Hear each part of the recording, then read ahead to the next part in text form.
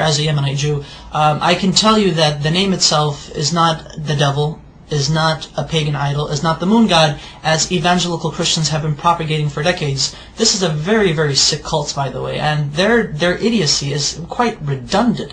I mean, I can't even imagine if people would actually teach themselves these things and flatter themselves with these things, and at the same time claim to support Israel, when in actuality in Israel we say Allah, we say Yallah, we say these terms, these phrases are understandable to our understanding, that they are not in any way, shape or form to what they say, to what evangelical Christians say is basically the devil. No, we understand what the name Allah means, what it signifies. Take the dictionary of the Hebrew language. I take the dictionary and I actually took the name of God, which is, through etymology, is the three letters Aleph, Lamed, Veh.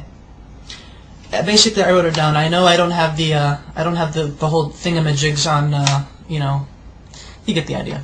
So basically, Aleph, Lamed, Veh. This in Hebrew means, well, without the, see, that's the thing.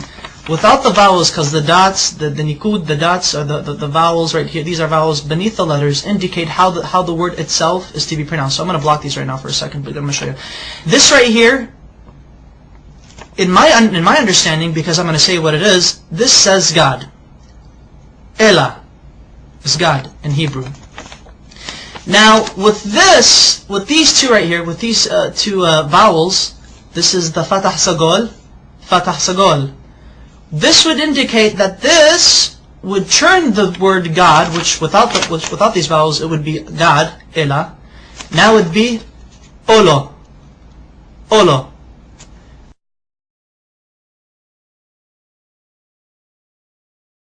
Olo means a curse, an oath, or a covenant. Christian evangelicals love to use this. They like to say, but you see, Allah, with these vowels, indicates that Allah is a curse. Therefore, the Muslims are worshipping an evil God who was a curse onto humanity. These evangelical Christians, they're nutcases, they're nutbags. And I took it upon myself further to actually see how they got this idea that Allah, the Arabic name of God, is a curse, and more recently is the devil. I don't know how they do it, but they do it. Allah is not the devil. God forbid. May God even forgive me for saying such horrible things. But here's the Hebrew version of the Arabic name Allah once it is written in Hebrew. The Arabic name Allah has 4 consonants because Hebrew is like Arabic. It's almost similar. Same alphabet, same thing, just different script. This is the Arabic name of God. This is how the script is. This is when it's connected, because Arabic is a cursive language. This is the connected form, but however it is 4 letters. 1, 2, 3, and 4. I'm going to have to baby you guys into this. Now this is the name of God, Allah, in Arabic, but broken up. So that way each letter is given its position. This is Aleph, this is Lam, this is Lam, this is Ha. So Allah. Okay. Now this right here, Allah in the Arabic script, this is how it would become rendered in the Hebrew rendition. That way, Allah in Hebrew would be Aleph, Lamed, Lamed, He. Okay. Now, how do we get this? Which this right here, this basically means cursed. And the only reason why this means is cursed because of these 2 vowels. There are 7 letters in the Hebrew language that look like this, that have these 3 consonants. There are 7 Hebrew words in the Hebrew language that have these 3 consonants, and they're both the same. How do Hebrew-speaking Jewish people or non-Jewish people know? How do they differentiate? How do they know when a curse means a curse and God means God? Because this right here, without the vowels, this literally means God. This right now, God. This says Elah, Elah. Now with the vowels, it means Ola, which means a curse. Look at this right here. I'm actually going to write down the proper Hebrew name of God with the correct pronunciation. This is how we know. This is how we could tell when God is God, and when the letter represents, or when the word is God, or when the word means curse. Okay. There we go. Notice the symbol, notice the vowels. This becomes A, and this dot right here, the holom, it becomes Alo. Alo. Olo, and Alo. Olo, Alo. Can you see the difference? This right here, though they have the exact same letters, Exact same letters. Everything is rendered the same thing. However, the use of vowels in the Hebrew language allows us to make distinctions between the understandings of what the words mean, what they imply. This may mean curse, but this at the same time may mean God. Okay, that's fine. In Arabic, God can also be written without using two L's. So it could actually be Alif, Lam, the He. So, Ilah, which is the exact same thing as Allah.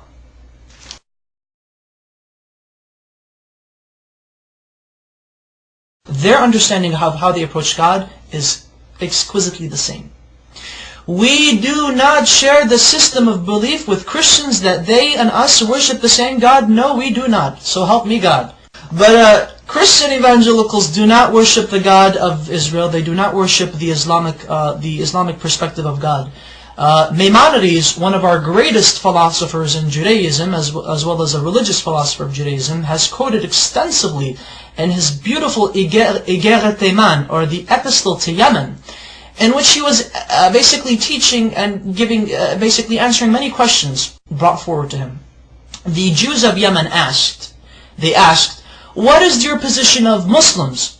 Are they considered idol worshippers? Are they considered paganists? And Maimonides said, the Muslims, the idolatry has been removed from their hearts. A Muslim does not know idolatry, he does not know paganism, he has no form of whatsoever of any grain left in his heart. Therefore it is permitted unto a Jew, when he enters a land where he cannot find a synagogue, that he is allowed to pray in a Muslim mosque. He's okay, it's fine, it's okay. Hey, I can go to a Muslim mosque and pray if I have to, if I can't find a shul. However, Maimonides says, be careful. If a Jew enters a land where there is no mosque or a synagogue, then he is forbidden to enter a Christian church if there is one. Do not pray in a Christian church. And the reason why is because Christians do not worship the same God we do. They worship a pagan. They are idolaters. They are called Avodah Zarah in Hebrew, which means idol worshippers. So exquisitely said, so wonderfully stated. Oh my goodness. And you know, it's quite interesting that unfortunately there should be more Jews actually stating the facts as it is, that you know, Muslims and Jews and Muslims, we both worship the same God. No matter what these crazy evangelical Christians are saying, they're basically nutbags. Whatever they say, they just try to come up with exceeding lies, redundant lies. The type of lies that only a child in the kindergarten could easily make up. And emphasize that Arab Christians, and you know, this is what's also funny, and thankfully I remembered this, because this is what I really wanted to say, and get a load of this, Christian evangelics. I should refer to you guys as evangelics. There are actually 20 million Arab Christians in the Middle East today, as well as the United States, as well as around the world. And Arab Christians and their religious services, and their Sunday services, and Mass, or whatever God frickin' services they have, Arab Christians refer in the Arabic Bible, the Arabic translation of the Bible, they say Allah in reference to God. Now I would like to ask these evangelicals, what say ye of these people who claim to believe in your Jesus? What say ye to them? Now are you going to go chase them and say, oh, you're worshiping the devil. The devil is Allah.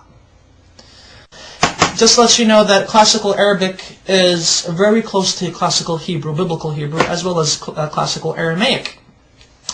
They all tend to agree, they all agree in unison that Allah, Hashem, Allah are, through etymology, which is the study of the root of words, have come to a unanimous agreement that Allah is the perfect Arabic name of God, that it cannot be made into a male. Through its perfection, it cannot be made into a male gender nor a female gender. Rather, it is a neutral personification, not personification, but rather a neutral attribute to God. Such wonderful history.